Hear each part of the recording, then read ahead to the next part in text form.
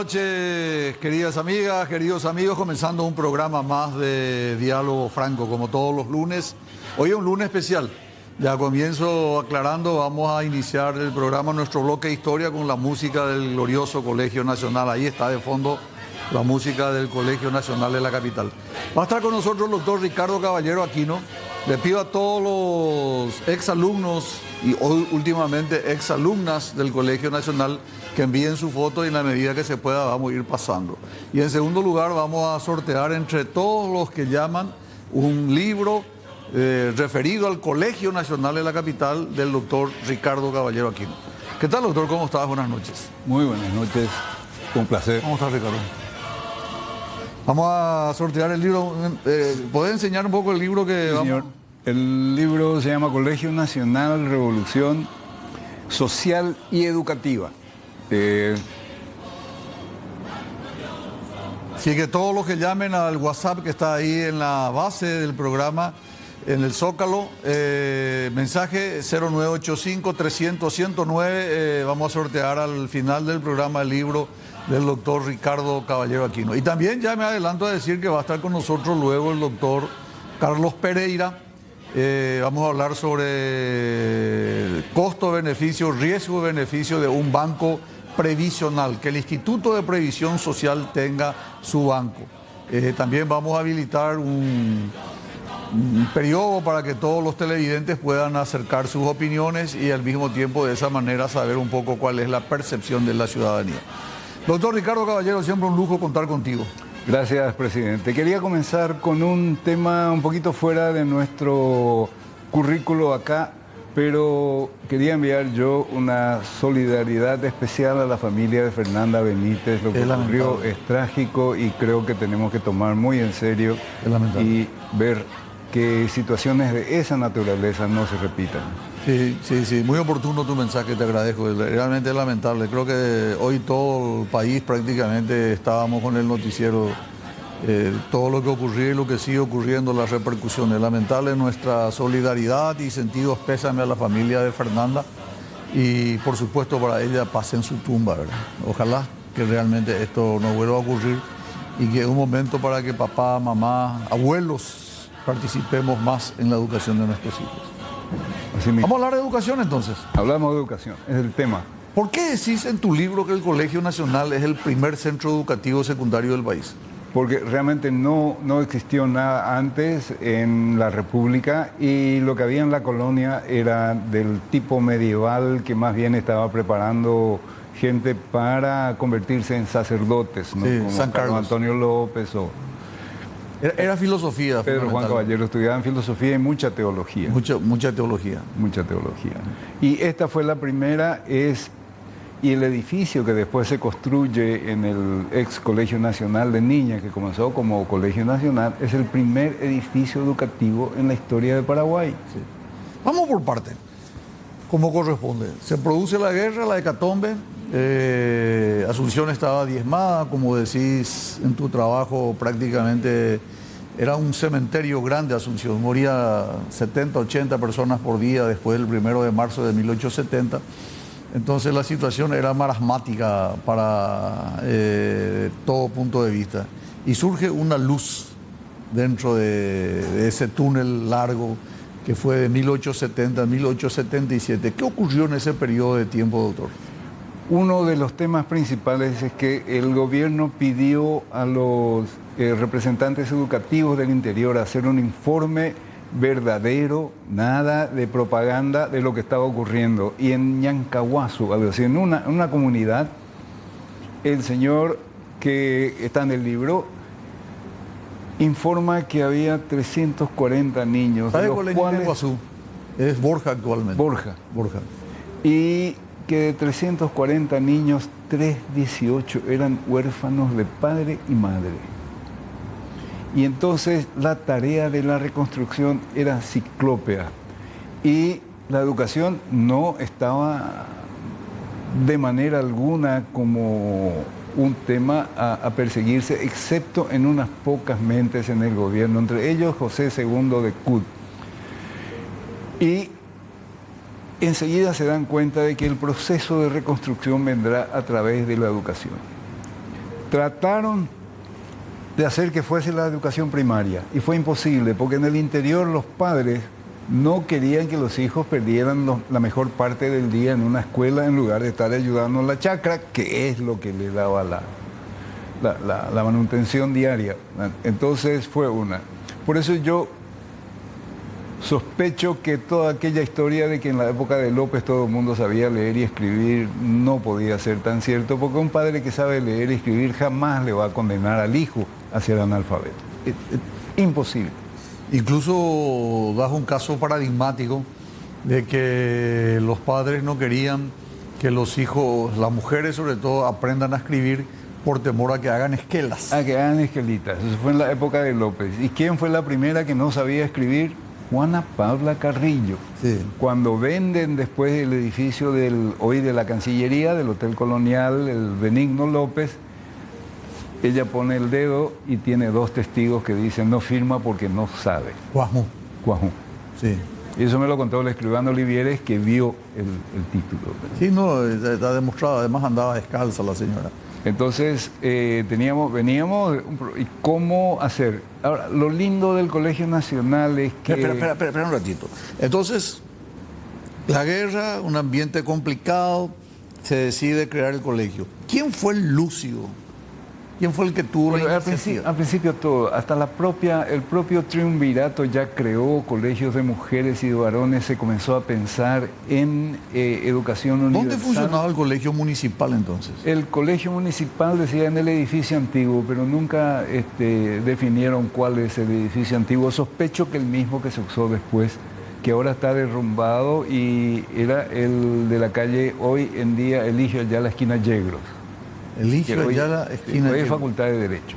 Facultad de Derecho. Pero en aquel entonces... No, se llama Mariscal Estigarribia. Ahí comenzó. Mariscal Estigarribia es... Pero termina. En la parte de atrás. ¿Ese es el Colegio Nacional de Niñas entonces? No, el Colegio Nacional de Niñas fue el edificio moderno que después se construyó ya alrededor de 1900. Vamos, me gustaría ordenar sobre todo para la gente. Entonces, el que toma la decisión finalmente es Juan Bautista Gil. Juan Bautista Gil toma la decisión, pero el Congreso se involucró rápidamente y yo creo que José II de Cut y Benjamín Acebal tuvieron mucho que ver, porque la idea del Colegio Nacional con fondos propios del 4% de los ingresos aduaneros. A la audiencia porque ellos no leyeron tu libro. Entonces, la idea era de que el colegio municipal, del cual se puso alguna vez a Mateo Colla como director del Colegio Nacional de la capital, no es cierto, él era director del colegio municipal que no tenía fondos, sí. Y entonces se fundió. Se creó uno para mujeres y otro para varones y no hubo caso. Entonces se esperó que los brasileños abandonaran la ocupación militar para poder tener la libertad económica de comenzar a cobrar impuestos, porque mientras estaban las fuerzas brasileñas en Paraguay, impuestos aduaneros cero.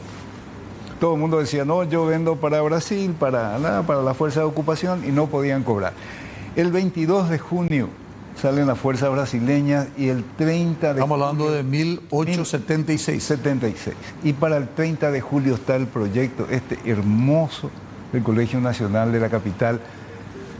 Doctor Franco, me enorgullece que tuvimos políticos y parlamentarios de esa calidad. ¿Qué dice la ley del Colegio Nacional? Sí, contanos eso, por favor. Primero, se creará con fondos del 4% de los ingresos aduaneros que serán religiosamente respetados a través de un consejo. No se podrá usar para otro fin, cosa que no se cumplió, pero por buenos motivos. Pero por lo menos se dijo que iba a estar encriptado, que no se podía utilizar. No se podía utilizar para otra cosa. Y primero, en general se cumplió, excepto algunas que otras excepciones. Dos excepciones. 8.000 pesos en 1878 por unas inundaciones gravísimas y 5.000 pesos para que pudiésemos mandar a Benjamín Acebal a ganar el laudo Aye. Vale la pena, valió la pena. Las dos cosas. Valió la pena. Una emergencia y el otro un acto Valió la patriótico. pena. Entonces se crea el Colegio Nacional, se crea un comité que El el que comité que va a administra. cuidar los fondos. Ahí estaban las personas de confianza del gobierno. Estaban las Y personas. justo ahí muere el presidente Juan Bautista Gil. Justo ahí muere el presidente Gil. Pero la ley es todavía más interesante porque dice se tendrán 2 alumnos becados pobres, preferentemente de cada circunscripción electoral, que eran 26, llegaron a 52. Se entusiasmaron cuando salió la ley y llevaron a 90 becas. Y decía que tenían que ser estudiantes pobres, pero aventajados, inteligentes y dedicados. Se cumplió. Y de una manera increíble se cumplió y comenzaron a venir los muchachos del interior. Y ahí ahí llegaron 72 del interior y 18 de capital. de capital, 18, 19 creo que era. Y la ley decía de 13 a 17 años. Y los delegados del interior comenzaron a mandar gente de 23, 24. Sí, algunos maduritos. Que no es buena idea meter un tipo Claro, ya maduro claro, con adolescentes, pero claro. estábamos comenzando la Y situación. el otro tema importante, que el predio que se le dio inicialmente en una ley fue el palacio. El palacio, sí. Contá un poco de eso, por favor. Y la ley decía, se le otorga usufructo del palacio para el colegio. Palacio de Francisco Solano El López, Palacio de Francisco Solano López. que los brasileros acababan de evacuar Sí, y estaba evacuar y que estaba ruinoso.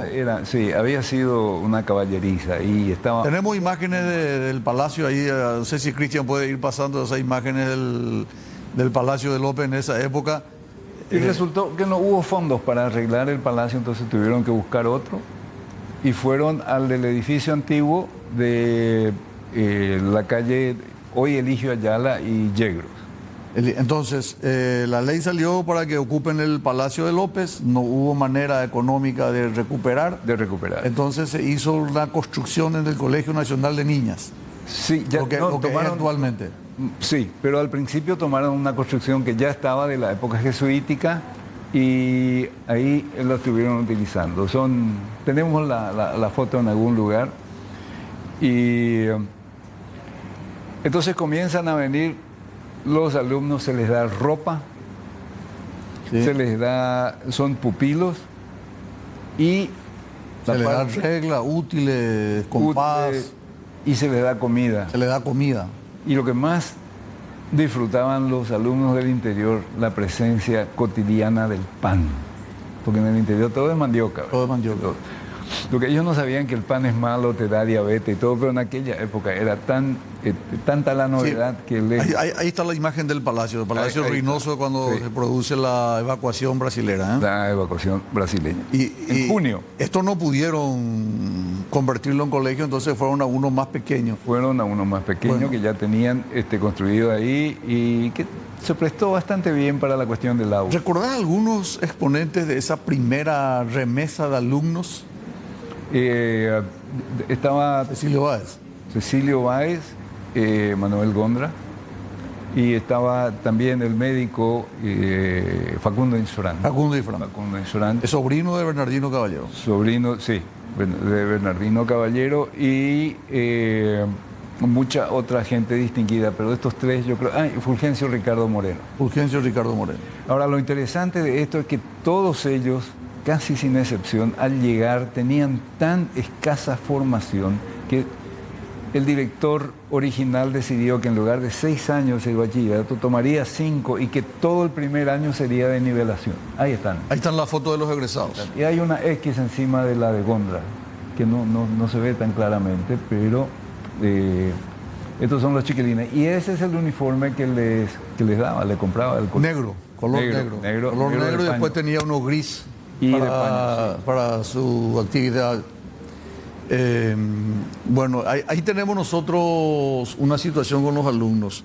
¿Y qué caso particular podés contarle a la audiencia, doctor Ricardo Caballero, con respecto al director inicial del Colegio Nacional de la Capital? La cosa buena es que se fueron a buscar un director en el exterior.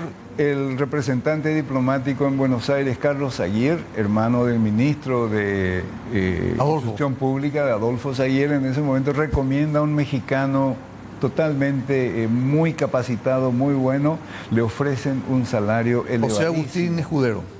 José Agustín de Escudero. Le ofrecen el salario de 300 pesos fuertes, que es el segundo después del presidente.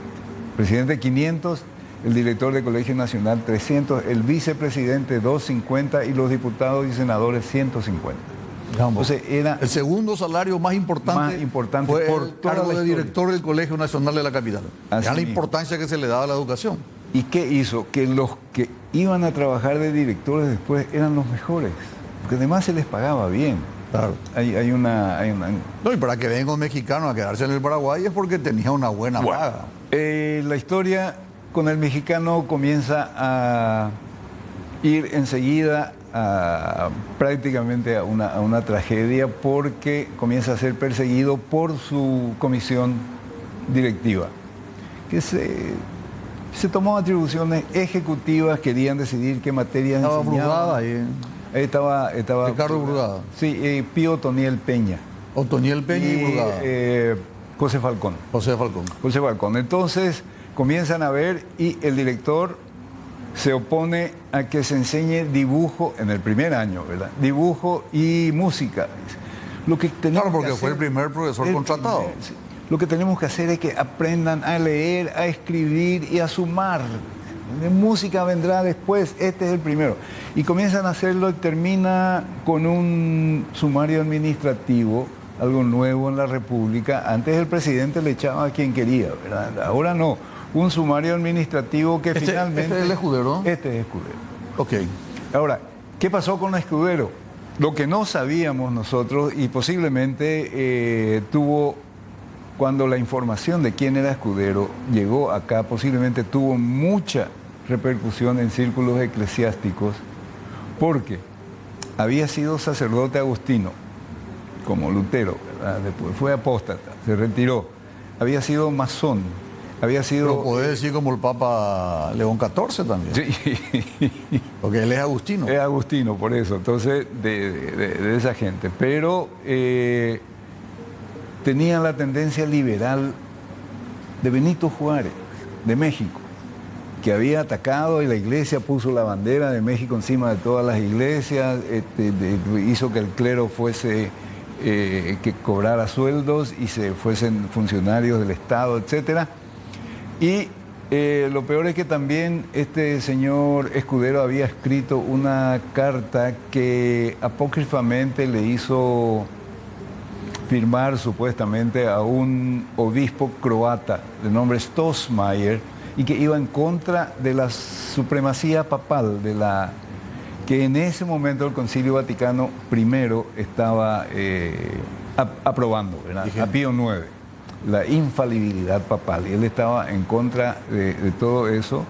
Y finalmente había creado también, cuando estuvo en España, la Iglesia Católica Española, en contra de lo de Roma. Entonces realmente tenía muchas cuestiones. Pero él después se fue a El Salvador, se fue a México, tuvo una carrera distinguida nuevamente. Es decir, nadie le atacaron. El tema es que él estuvo poco tiempo, menos de 6 meses duró su dirección. ¿Y quién lo reemplaza? Lo reemplaza José II de Cut por 4 semanas, porque después lo nombran ministro, es decir, secretario de Instrucción Pública, Justicia, Culto de Instrucción Pública, José II de Cut, y ahí entra el italiano Leopoldo Gómez Terán. Por un rato. Ese fue el que hizo la intervención de Ese fue el que hizo la intervención, y le encontró 14 fallas garrafales en 2 meses de función. Mucha coincidencia con lo que ocurre hoy día en el país. El muchacho quería el cargo. Ahora, la cosa interesante también acá es que en ese momento lo necesitan a Benjamín Acebal, uno de los popes con la idea. Eso vamos a ir al corte. Llegamos a los 3 directores y ahora nos vamos al corte porque tenemos que tocar el tema de Benjamín Acebal, ¿eh? Sí, señor. Consejos comerciales y regresamos inmediatamente con el doctor Ricardo Caballero aquí en la historia del Colegio Nacional. Bueno, de vuelta, doctor Ricardo Caballero, entramos ya en el Caracú. Benjamín Acebal, realmente el factotum, el alma mater del Colegio Nacional de la capital. Sí, señor, increíble, de una carrera impresionante. El día que llegó, bajó del barco con el título flamante de abogado de la Universidad de Buenos Aires, lo nombran a la Corte Suprema de Justicia, al Superior Tribunal. Lo principal de él es cuando gana el laudo allá y viene acá, el presidente Vareiro le hace una fiesta muy grande en el Palacio y él se opone a esa fiesta. Él no quiere tomar ningún mérito propio, pero al mismo tiempo dice que a un país grande como Argentina no hay que festejarle victorias. Profeta el tipo, hasta hoy estamos viendo dónde va el río principal del Pilcomayo, que no existe, el Pilcomayo no es un río, ¿verdad? Y entonces tenía toda la razón. Le ofrecen volver como canciller. Cuando él se va a Estados Unidos era canciller. El presidente Vareiro le dice, vuelva a la Cancillería, lo necesito. No, le dice, quiero ser director del Colegio Nacional de la capital. Deja la Cancillería para ir. Y la transformación tenía alma espectacular, de educador. Tenía alma de educador, tenía alma de... Es cierto que él trae, estamos hablando de Benjamín Acebal, él trae el proyecto de Buenos Aires porque él tuvo la oportunidad de asistir al Colegio Nacional. Al Colegio Nacional, tiene que ser, porque es muy parecido al Colegio Nacional Pellegrini, creo que es, y vio en ese momento, y pues, era de un éxito, hasta hoy, de un éxito espectacular, tremendo por la rigurosidad de los estudios. ¿Cuáles son los cambios así radicales, sustanciales, notorios que introduce cuando asume el verdadero director, primer director del Colegio Nacional? El fundador del Colegio Nacional. Estaba haciendo otra cosa mientras... Benjamín Acebal. Para mí lo principal es rebajar a 5 años los anteriores 6 para el bachillerato y que todo el primer año sea de nivelación para que en el segundo todos estén al mismo nivel.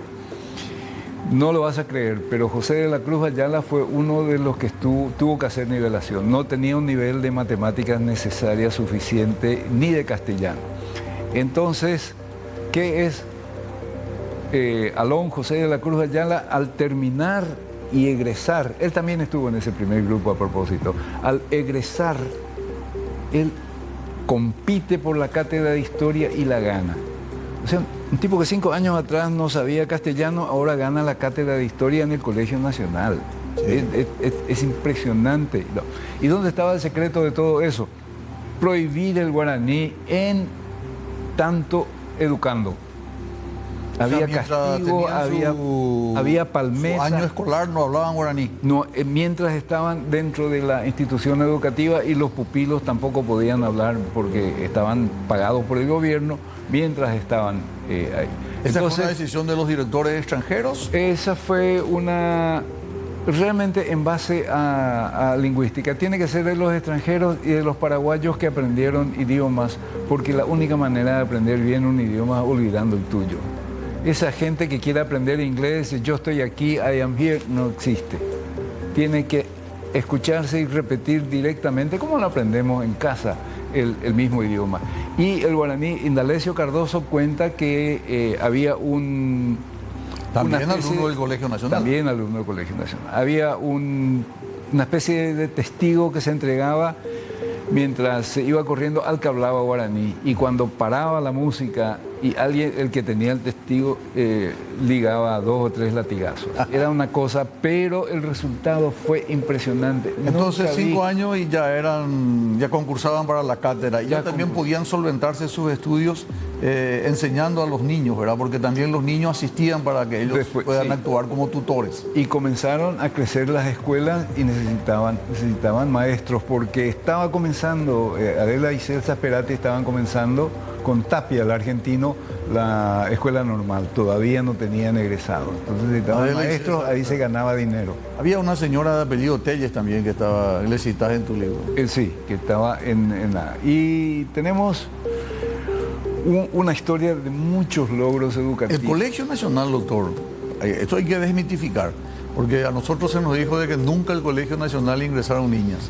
¿En el Colegio Nacional en algún momento entraron mujeres? Sí, Serafina Dávalo, egresada del colegio. Serafina Dávalo, la primera abogada. Y 5 más. Y 5 más. Y está la foto en el álbum gráfico de Arsenio López de Cut de 1912. Entonces aquellos que se oponían a que el Colegio Nacional sea mixto y que decían que el Colegio Nacional es de varones, es un desconocimiento. Es un desconocimiento de la historia. El problema principal era que no se podía tener dormitorio de niñas porque era muy complicado. Los padres no querían dejar, entonces el dormitorio y la beca era para varones, pero las niñas podían asistir si los padres le podían mantener en la casa. Si hizo tanto el doctor Benjamín Acebal, ¿por qué no se le nomina con el nombre de Benjamín Acebal, pero a la vuelta de estos consejos comerciales?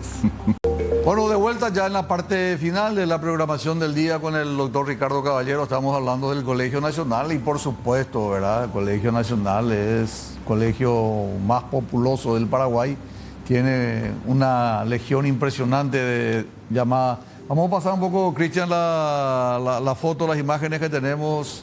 Recordamos que al final del programa o de este bloque ya, con la presencia del propio doctor, hacemos el sorteo entonces. Sí, señor. Y si tenemos el nombre, yo ya tengo firmado. Ya va a firmar también. Pues ahí está la foto. Vamos a pasar rápido, Cristian, eso. Mientras vos vas pasando eso, yo le hago la pregunta. El doctor Benjamín Acebal, ¿por qué el Colegio Nacional se llama Bernardino Caballero y no Benjamín Acebal? De forma totalmente ilegal y Mau. La ley... Perdón. Lo de Bernardino Caballero fue una cosa impuesta de manera ilegal. Una ley del Congreso se enmienda por ley del Congreso. Y la ley de 1877 dice claramente se crea un Colegio Nacional de Enseñanza Superior. No le pone nombre, no le pone nada. Y la única manera de enmendar eso, incluso lo de la capital no es totalmente kosher. No, es Colegio Nacional, es realmente. Colegio Nacional. Es correcto. Y en Buenos Aires se llama todavía Colegio Nacional. No de Buenos Aires, sino Colegio Nacional. Y el nombre de Bernardino Caballero es por una resolución ministerial. Una resolución no enmienda una ley del Congreso. Yo creo que Blanco Velar sacó eso y cuando Blanco Velar dejó el ministerio le volvieron a colocar el nombre de Bernardino Caballero. Ella sacó... Ella retiró el nombre de Bernardino. Ella es muy sensata en eso y además era una manera de elogiar a Stroessner, pero lo principal del colegio con Benjamín Acebal tenía que ver con el avance de las ciencias. Él se fue a Buenos Aires en un viaje privado y cuando vio libros en oferta compró de su dinero y trajo en el barco y convirtió en la primera biblioteca del colegio, así que es una cosa espectacular. En materia de mujeres estábamos hablando, Serafina Dávalos fue egresada del Colegio Nacional con 5 otras mujeres y tenemos... Tan importante era el Colegio Nacional de la capital, tú ya no recuerdas porque eres muy joven, pero había una época en que en febrero y en abril todos los alumnos de todos los colegios, por caros que fuesen, el Inter, el Goethe, el San José, las Teresas, venían a tomar el examen en el Colegio Nacional de la capital, de febrero y de abril, y entraban... ¿Los profesores venían? Los alumnos. Los únicos exámenes para pasar de grado en febrero o en abril eran en el Colegio Nacional de la capital. Okay. Era los exámenes de regularización. De regularización. No sabía. Era el Colegio Nacional, era el eje de la educación paraguaya. Bueno, el Colegio Nacional tuvo una participación muy activa, dio muchos presidentes de la República, creo que 22, y también la Guerra del Chaco. La mayor parte de los que fueron a prestar servicio a la Guerra del Chaco eran alumnos del Colegio Nacional. Del Colegio Nacional, y los jefes y los anteriores, era un quién es quién. Y la cosa que a mí más me reconforta es la forma que salían a buscar los alumnos pobres, llámese Eusebio Ayala, Manuel Domínguez. Eligio, que no era tan pobre, pero igual. Juan Emiliano Oleari. Oleari también. Entonces, entre paréntesis, él no siguió la carrera de Derecho. Gontra tampoco fue Derecho. No, comenzaron. Se quedaron en los estudios secundarios. Sí, comenzaron Derecho y no lo terminaron después. José de la Cruz Ayala tampoco terminó. Tampoco terminó, sí. Era joven. Entonces, por ejemplo, Agustín Pío Barrios, egresado del Colegio Nacional de la capital, Alejandro Guanes, el gran poeta. Entonces, ese colegio respiraba intelectualidad y lo que Raúl Amaral llamó la generación del 900, copiando un poquitito a lo de España, de la generación del 97, de escritores y poetas, yo le llamaría generación del Colegio Nacional, porque todos eran egresados del Colegio Nacional. Qué buen tema, sí, coincido. Los novecentistas, como Todos novecentistas, yo le llamaría. Pero son todos egresados del colegio, era el único colegio. Era el único colegio. ¿Cuál fue el segundo colegio en aparecer? ¿La Providencia? En Asunción. En Asunción. En Asunción fue la Providencia, tiene que ser cuando vinieron los hermanos paulistas, creo que eran. Sí. Pero en el interior era Villarrica y Concepción. Claro, las ciudades más grandes. Doctor, en esta parte final, me gustaría dedicar algunos minutos primero a ver por qué antes, con la misma calidad de alumnos, teníamos autoridades que uno puede estar de acuerdo o en desacuerdo, ¿verdad? Pero priorizaron la educación, le dieron plata, le dieron presupuesto, le dieron estructura y eso nos llevó a la situación actual. Hoy día el colegio está realmente desdibujado, desvalorizado. Con mucha tristeza esta mañana veo que alumnos con el uniforme del Colegio Nacional de la capital salían de un colegio de monjas. Está el director Víctor Natalicio Vasconcelos desfilando. Salía de un colegio de monjas. Quiere decir que los alumnos del colegio tienen que ir a mendigar clases en otros lados porque seguramente que el edificio hoy en día ya no da para toda la cantidad que tiene. Y eso me pareció trágico.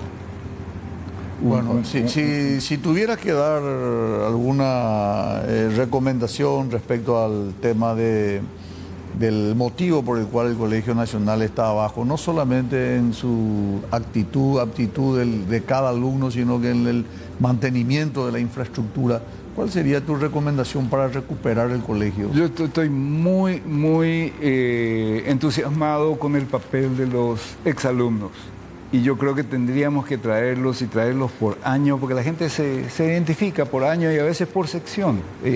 Hace poco murió un señor que egresó el mismo año, pero era de la noche y yo no lo conocía, padre de un amigo, un colega.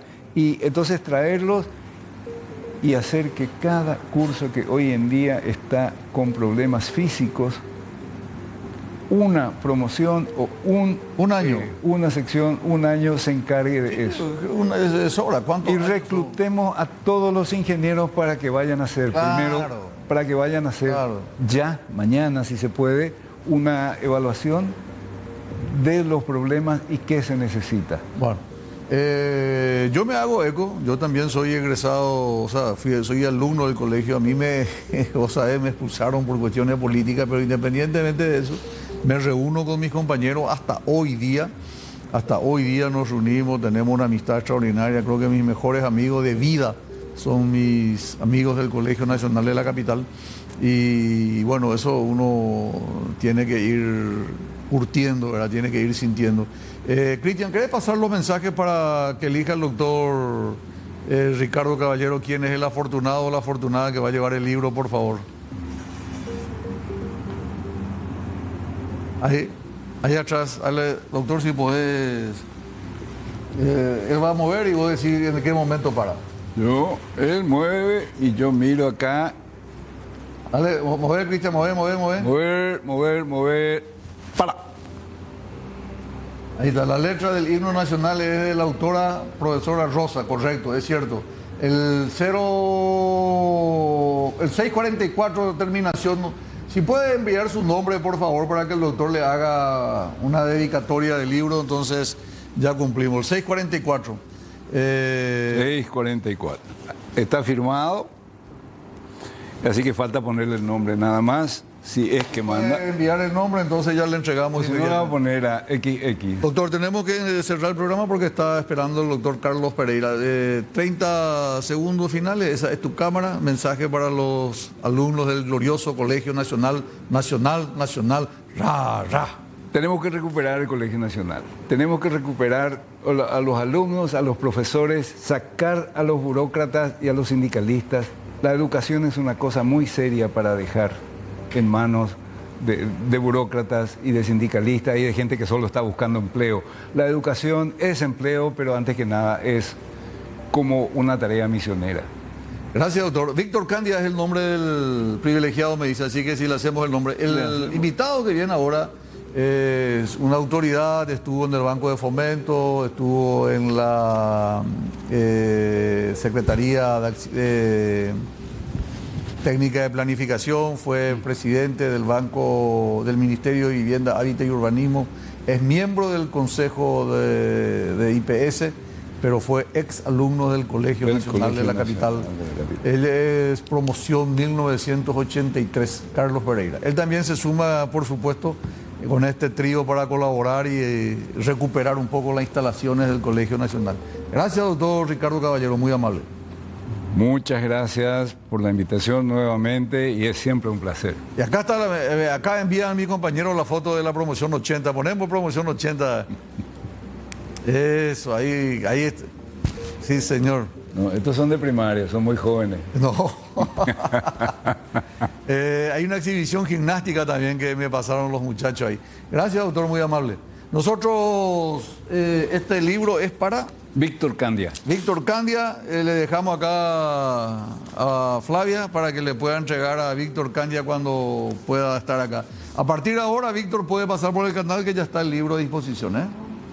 Nosotros nos vamos a unos consejos comerciales y a la vuelta estamos con el doctor Carlos Pereira. ¿Es factible hablar de un banco previsional? Esa pregunta, esa incógnita nos va a tratar de develar Carlos Pereira y también va a estar con nosotros vía Zoom en contacto el sindicalista, el doctor Pedro Aley. Estamos en esta segunda parte de Diálogo Franco ya con la presencia del doctor Carlos Pereira, El Camino hacia la Libertad Financiera, un bestseller realmente que se lanzó la semana pasada. Mañana martes va a ser 8 días con esa lluvia torrencial. Yo te pedí en privado, pero ahora lo digo públicamente, me fui hasta la avenida Mariscal López y tuve que retornar porque era imposible avanzar, ¿verdad? Muchas felicidades, doctor, por este nuevo material, este aporte para la lectura y sobre todo para la comprensión, la libertad financiera. ¿Qué es la libertad financiera? Antes que nada, buenas noches, doctor. Gracias por la invitación.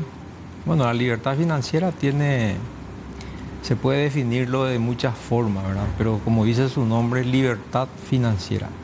Es la capacidad de poder dejar de preocuparse por el dinero y hacer de que esa tranquilidad financiera se pueda traducir en una faceta de la vida en donde la gente ya requiere cierta tranquilidad.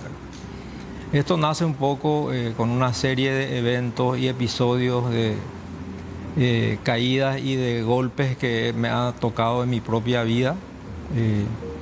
Y así fui pensando gradualmente de cómo podríamos hacer algún material que le pueda servir a la gente.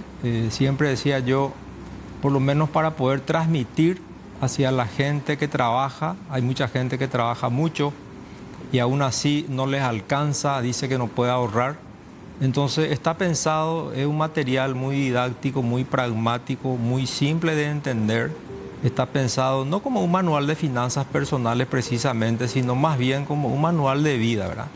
Eso resume y refleja todo lo que a mí me ha ocurrido. De un no profesional, ¿verdad? Exactamente. Puede leer 50 páginas. Sí, también tiene capítulos que pueden ser consultados por inversionistas avesados en la materia, ¿verdad? Para los que ya están acostumbrados a hacer análisis financiero de alto nivel, porque ahí también se incorporan uno de los capítulos, la innovación tecnológica, la disrupción que hoy en día en el mundo hizo su aparición, las criptomonedas, que de hecho es un mecanismo de resguardo, no solamente de mucha gente que tiene recursos financieros, sino de algunos países, ¿verdad? El Salvador, por ejemplo, adoptó incluso el Bitcoin como una moneda de curso legal y por una cuestión de reciprocidad y un acuerdo con el Fondo Monetario Internacional, discontinuó esa característica de no tener la exigibilidad de operar en esa moneda virtual, sino que sea opcional, ¿verdad? Eso nos da la pauta de que las criptomonedas, que si bien no pidieron permiso para instalarse en el mundo, realmente hoy dentro del mercado financiero global son opciones que tienen los inversionistas de resguardar sus inversiones y sus ahorros también en ese tipo de instrumentos financieros. Pero más allá de eso, acá lo importante es de que la gente entienda que la educación financiera es una habilidad que la gente pueda desarrollar a partir de conceptos simples y a partir de la experiencia que uno tiene trabajando o haciendo la actividad que sabe hacer. Nosotros tenemos, y ahí diferencio muy bien en el capítulo 2, qué es la educación financiera y qué es la educación académica. La educación académica es la que todo el mundo tenemos, ¿verdad? Los que hemos ido a la escuela, al colegio, a la universidad, después tuvimos la posibilidad de hacer una carrera de posgrado, una maestría, un doctorado, pero no mucha gente puede llegar a esos niveles. Entonces ahí es donde se establece un estacionamiento, o sea, la gente se queda en un solo lugar trabajando por 10, 20 o 30 años y disociado de los conceptos básicos que significa el manejo y la administración del dinero, ¿verdad? Vivimos en una sociedad en donde tenemos ciertos tabú y creencias, mitologías todavía sobre el ahorro, incluso creencias religiosas, ¿verdad? Hay creencias que dicen de que el que tiene dinero no es de buena gente, te vas a ir al infierno, no te vas a ir al cielo. Entonces tenemos que ir rompiendo esos moldes, esos mapas mentales que hacen de que muchas familias no compartan con sus hijos en sus casas hablando de dinero, ¿verdad? Yo considero de que un niño que está en un hogar en donde papá, mamá no hablan de dinero, de planificación de la familia, de cómo administrar los recursos que ganan, posiblemente ese niño cuando llega a la edad de adulto va a tener que enfrentar problemas financieros y no va a tener la habilidad suficiente como para poder manejar con responsabilidad sus ingresos, ¿verdad? Por el contrario, un niño que crece en un hogar donde se habla, se discute, se establecen la disciplina como un mecanismo donde se habla de austeridad, posiblemente ese niño va a crecer con criterios muy sólidos como para que al llegar la edad de adulto tenga el suficiente conocimiento y habilidad como para manejarse a sí mismo o manejar un pequeño negocio o para poder mirar hacia adelante con mayor seguridad. Cuando vos hablas de libertad financiera, yo que soy una persona que estoy viendo la tele, a lo mejor en el hogar, en la cama, en el comedor, en fin, y trabajo yo, trabaja mi señora, y tenemos una platita X, ponele 100. ¿Cuánto es razonable ahorrar? ¿10, 15%? Yo considero que siempre el 10% uno tiene que pagarse a sí mismo, ¿verdad? 10%. Ese es un hábito que uno tiene que desarrollar. Muchas veces la gente dice, yo gano poco, gano sueldo mínimo, no me alcanza para ahorrar. Después aumenta y tampoco le alcanza. Mientras no adoptemos el hábito del ahorro como una condición, correcto, y mientras no adoptemos un mecanismo de presupuestar, utilizar un presupuesto para ordenar nuestros gastos y poner el ahorro en primer lugar como si fuera un gasto, a partir de ahí empezar a ordenar prioritariamente con las necesidades que uno tiene, yo les aseguro y les garantizo de que van a poder construir y forjar su futuro. Me refiero a los jóvenes que desde corta edad adopten el hábito del ahorro para poder invertir más adelante. Le va a dar muchas satisfacciones, no se van a arrepentir. Y hoy en día uno tiene que, porque el hecho de saber administrar el dinero no es una cuestión de dinero solamente, es una cuestión de dignidad también. No podemos esperar que el Estado siempre se haga cargo de darte una pensión porque no tenés trabajo, de darte una pensión para que puedas tener una cierta cantidad de víveres o para darte un subsidio del 90-95% para una vivienda económica. Siempre estar dependiendo de eso, muchas veces, además de la inseguridad que eso genera, uno tiene que tratar de desarrollar y de forjar su propio futuro con simples hábitos y aprovechando y adoptando medidas en la casa y practicando sobre todo en la actividad que desarrolla, ¿verdad? Ahí en el libro van a poder encontrar no solamente conceptos básicos, sino también la forma de construir un presupuesto, la forma de diseñar, elaborar cuestiones muy sencillas que que van a marcar la diferencia en la gente. Nosotros vamos a hablar después de estos consejos comerciales de un tema de jubilación, que guarda relación con la jubilación. Hay un capítulo ahí que está relacionado cómo quiero hacer... hacerte la pregunta por eso, si me permitís. Sí. Y nos da pie para entrar entonces a nuestro tema. Me encanta la forma en que presentas. ¿Es suficiente la plata que ahorré para mi jubilación? ¿Me alcanza o no me alcanza? ¿Cómo hacer para que uno tenga una jubilación digna y no precise de nadie? A lo largo del capítulo 7 se establecen pautas y se recomiendan o se sugieren medidas que uno puede ir adoptando a lo largo de la vida laboral de una persona. Lo más importante que tiene un trabajador es siempre estar pensando a futuro, cómo sería en su retiro, y todo es una cuestión de planificación, ¿verdad? La planificación no solamente se refiere a hacer un proyecto, a ver cómo uno tiene que hacer un evento, todo uno tiene que planificar, ¿verdad? Para llegar a la jubilación también hay que planificar la manera en que va a llegar relacionado con la pareja, porque no los dos siempre terminan dejando la actividad laboral. A veces uno se retira primero. El que se retira primero normalmente se siente medio solo, se siente un poco útil, genera una suerte de estrés y de ansiedad que uno tiene que tener mucha comprensión, tiene que tener mucha paciencia. Por eso son valores que uno va acompañado del transcurrir del tiempo. Hay que desarrollar la gratitud, la paciencia, la tolerancia, hay que practicar. Porque no es fácil después de abandonar una actividad, quedarte en la casa, uno se siente inútil, se siente solo, abandonado.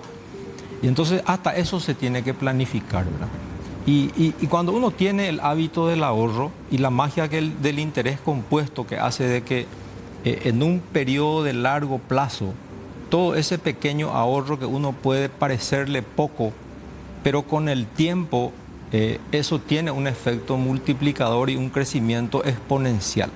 Nosotros estamos acostumbrados a tener pensamientos lineales, pero eso no se compadece de cómo funciona la finanza, ¿verdad? Las finanzas son de rendimiento a largo plazo.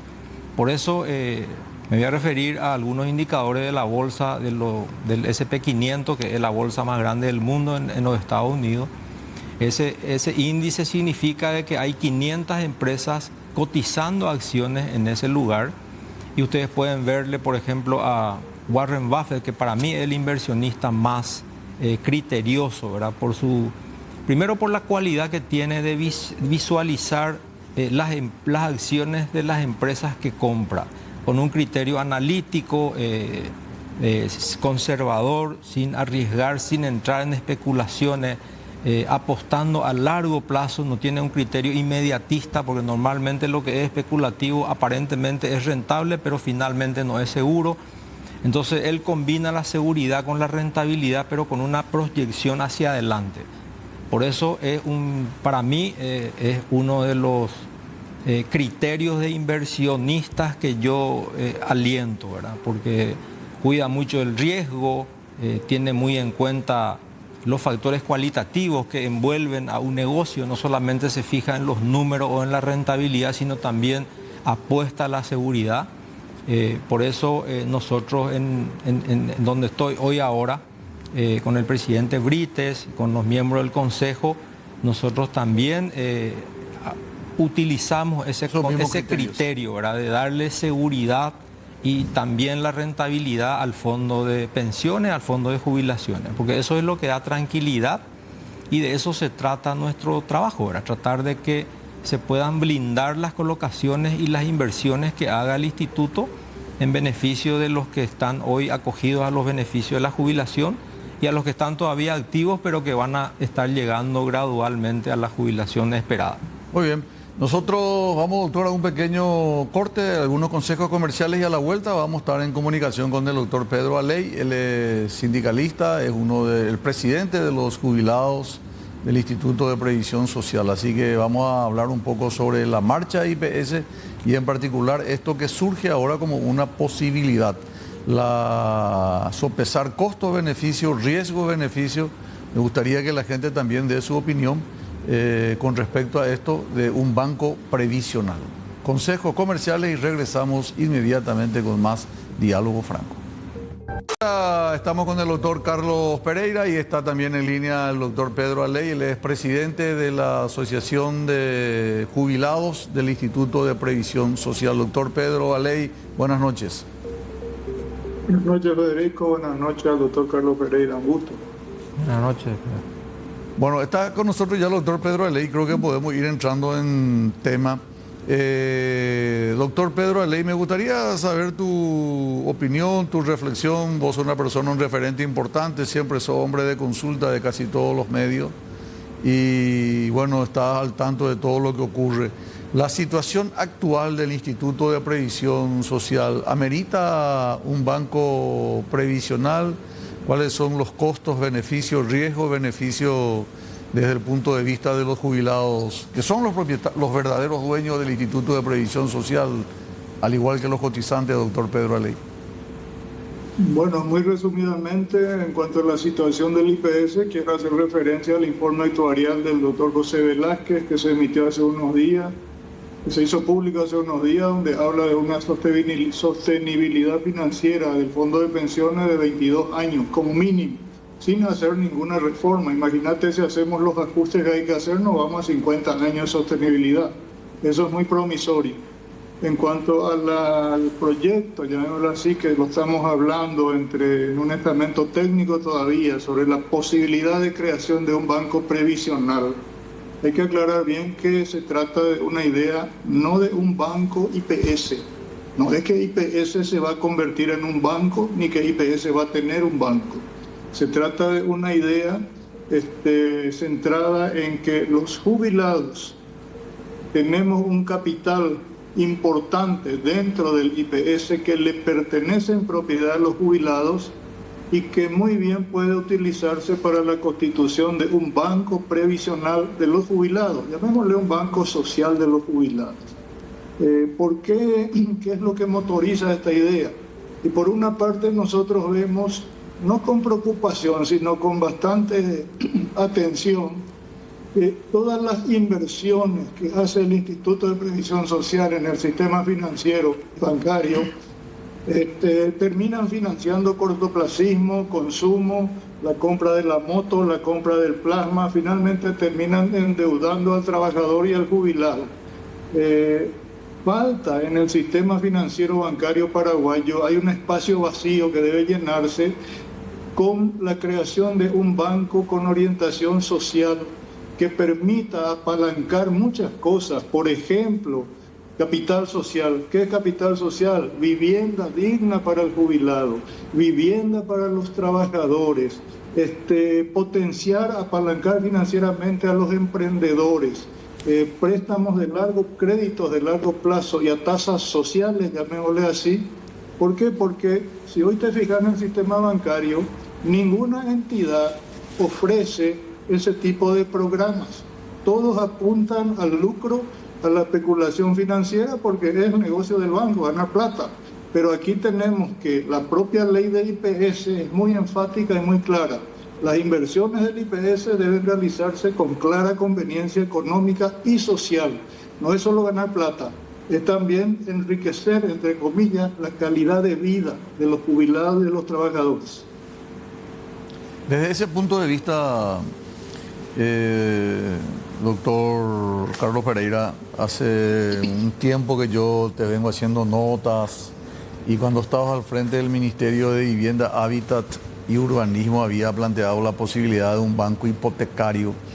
Y yo soy médico, así que si lo que te digo es un disparate, te pido de entrada disculpa. Pero un banco previsional o un banco hipotecario o un banco de desarrollo, como acaba de señalar el doctor Pedro Aley, hace falta para que no tenga solamente lucro, que es lo que normalmente aspira el bancario, sino que además tenga algún beneficio social, en este caso para el ciudadano, para el funcionario, para el jubilado. ¿Esa es la idea? Y haciendo un poco una consolidación de lo que me estás preguntando, Yo considero, y de hecho estamos discutiendo en el Consejo, el presidente Brites me pidió a mí y con su equipo técnico, estamos analizando parte de lo que acaba de explicar el doctor Alley. Estamos revisando los datos, estamos analizando las características de lo que en su momento, en el 2005, cuando por resolución del Consejo nace la Caja Solidaria, le llamaban en ese momento, a los descuentos que se le hacían a los funcionarios y a los jubilados y pensionados por los créditos concedidos, ¿verdad? En esa ocasión, hace 20 años, la resolución es del 26 de mayo del 2005 precisamente, exactamente tiene 20 años, ahí se plasmaba cobrar 1.74, o sea, retenerle al trabajador, al funcionario del IPS, y 2.5 al jubilado y al pensionado. Esas tasas han venido sufriendo gradualmente variación porque han venido incorporando características y criterios actuariales, teniendo en cuenta la edad del jubilado. Cuanto más edad, más riesgo, entonces hay como una suerte de factores que tienen relación directamente con la edad del solicitante. Esos fondos han sido retenidos desde hace 20 años y eso hoy generó, porque la característica del fondo era para poder pagar los saldos del crédito en el caso que el beneficiario fallezca, ¿verdad? Felizmente ese coeficiente no ha tenido mucho uso, eso significa que la gente no falleció y que pudieron extinguir en tiempo y forma sus compromisos. En el año 2020, 2021, 19, 20, 21, por el efecto de la pandemia sí hubo una abrupta subida, ¿verdad? Claro, hubo una necesidad ahí. Una necesidad extrema por la pandemia que hizo de que mucha gente fallezca, ¿verdad? Pero luego eso se ha recuperado y, en resumen, hoy se tiene una cartera de 225 mil millones del Fondo de Contingencia, hoy se llama así, anteriormente se llamaba Caja Solidaria, y eso están colocados en certificado de depósito en el mismo sistema financiero, ¿verdad? Con una disponibilidad de 12.500 millones, son, para hacer una suma más reducida en dólares, aproximadamente 30 millones de dólares, cuando que el capital mínimo para habilitación de un banco hoy, según las resoluciones y según la ley 861 de banco y financiera, está en el orden de 70.390 millones, poco más de 8.900.000 dólares aproximadamente. De manera que los recursos son más de 3 veces de la necesidad. Claro.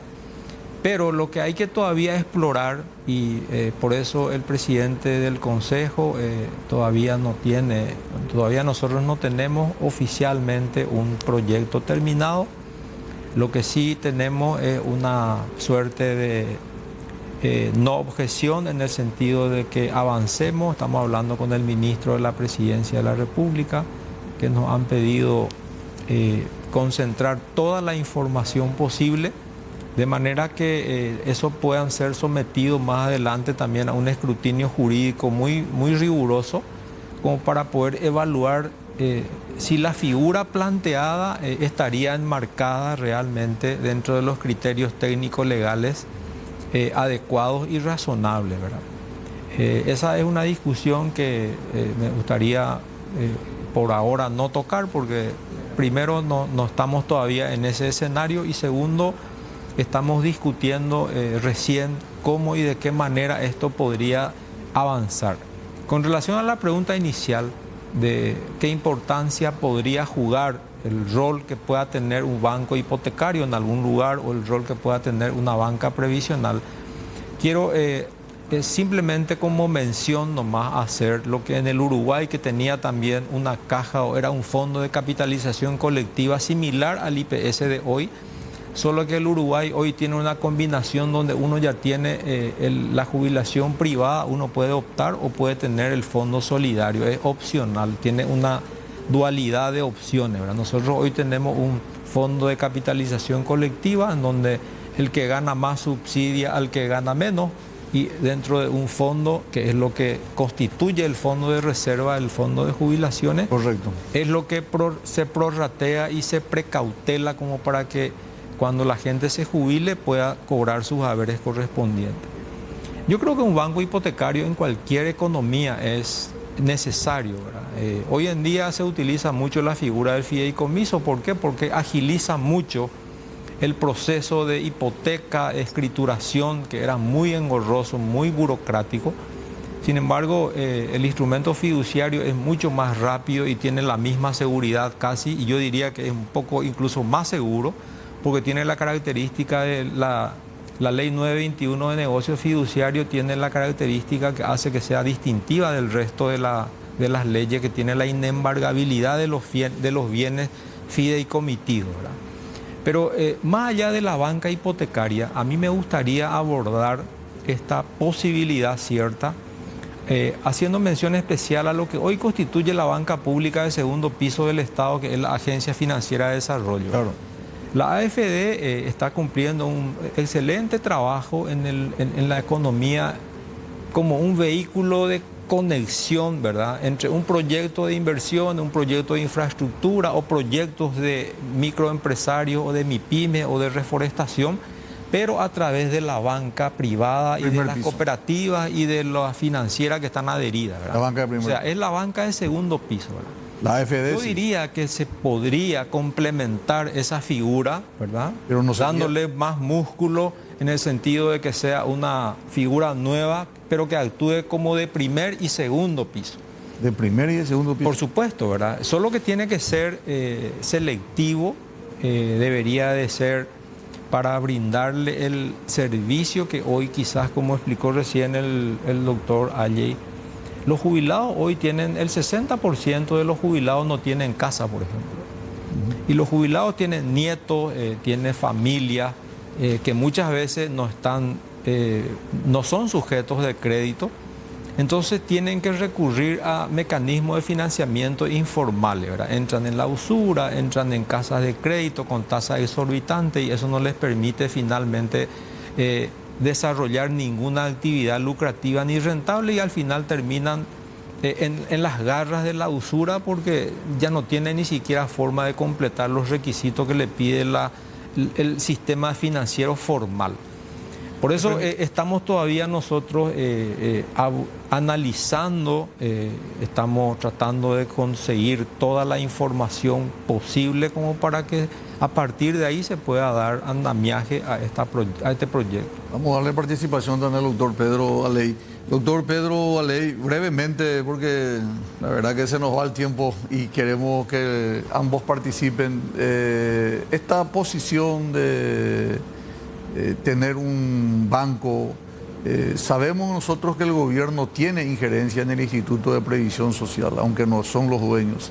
¿Ustedes, los jubilados, están conscientes de que con la creación de un banco podría haber también participación política dentro de este banco, verdad?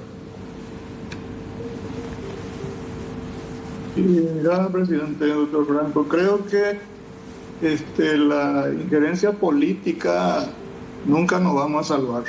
En el modelo que tenemos existió, existe y va a existir siempre la posibilidad de la injerencia política. En el diseño de una entidad financiera como la que estamos planteando, digamos, la barrera tendría que establecerse a nivel de estatuto, a nivel de reglamentación, a nivel de la carta orgánica de esa nueva entidad.